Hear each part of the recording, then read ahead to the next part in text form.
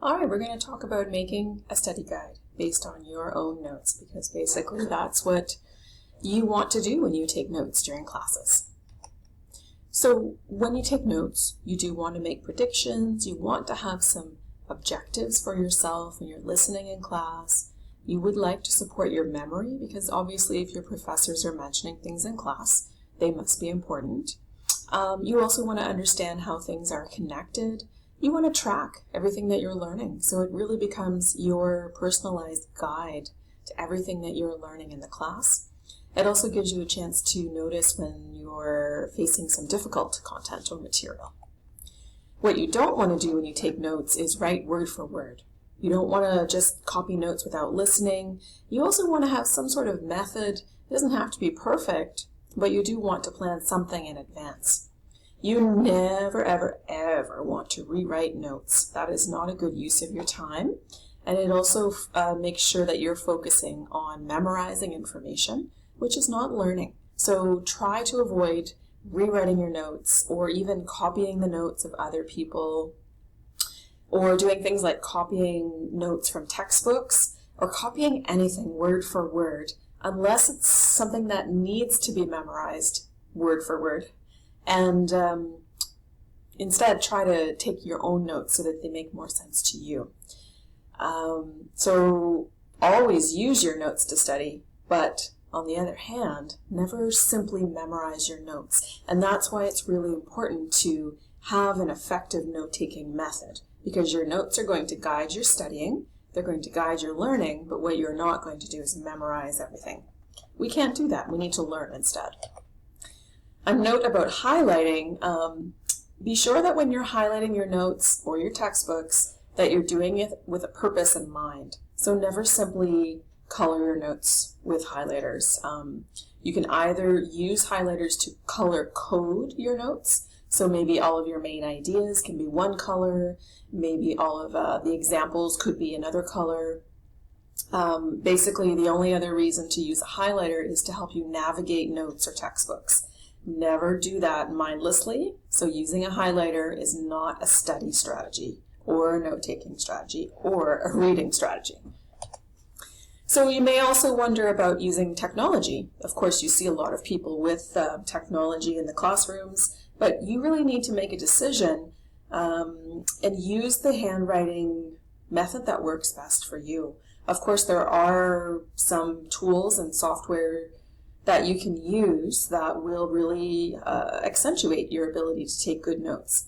But unless you're really focusing on what is being said in the classroom and really understanding what is being said, then it's all for naught. It's not a good use of your time either.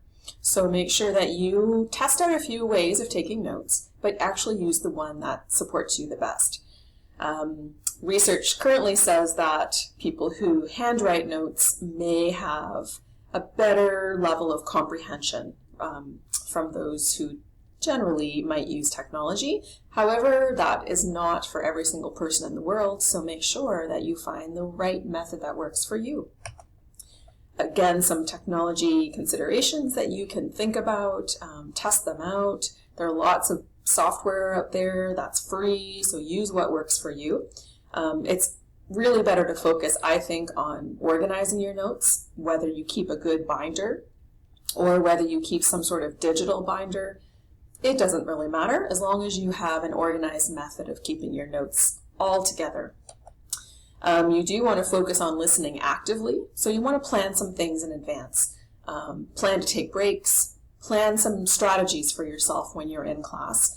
Don't feel like you have to sit there all the way through. You're an adult in an adult learning environment, so manage what you need to manage. But the most important thing is that you're listening actively and that you're giving good eye contact so that your instructor knows you're listening actively. And do things that help to keep you focused. Part of that is reviewing or previewing your material in advance of class and deciding what those big ideas really are.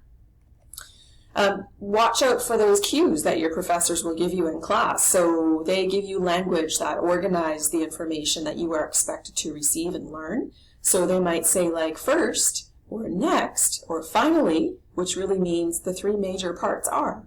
So listen for those things. Go on YouTube, access some lectures and see if you can pick out those little verbal cues so that when you hear them in class, you're more tuned into them.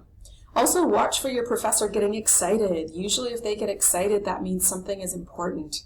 They may or may not look like the professor that I have in the picture here, but nonetheless, I just really want to emphasize that you're looking for visual cues as well. So don't sit in a class with your head down the whole time. Look for things. So look and listen and write the things that are important. This is my favorite note-taking template.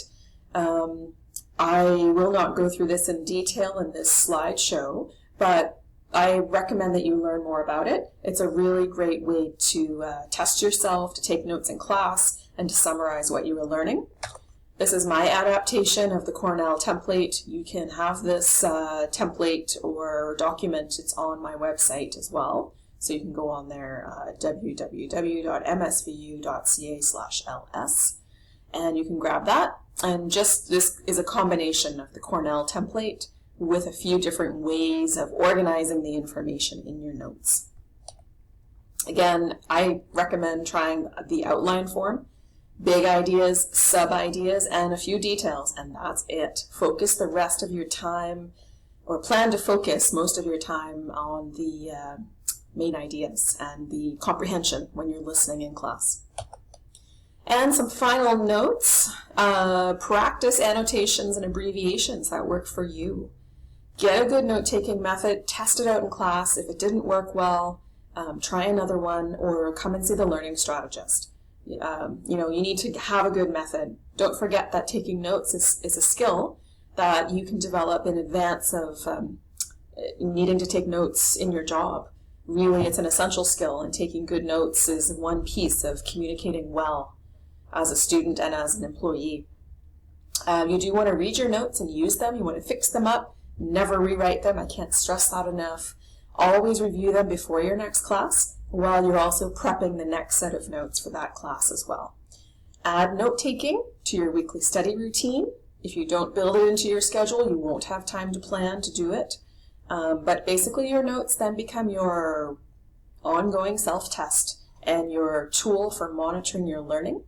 And if you are very good at taking notes, please consider being a note-taker. You can contact the Students' Union and volunteer to be a note-taker. I do believe that is a paid position, though, not a volunteer position. And always take your own notes. Even if you have a note-taker, take your own notes, make them as brief as you need to be, or determine that your focus is going to be on getting examples of notes or examples of concepts or ideas. And if at any time you do get stuck, contact the learning strategist to learn more about note-taking methods, strategies, and things that can help you be a better learner. Thank you.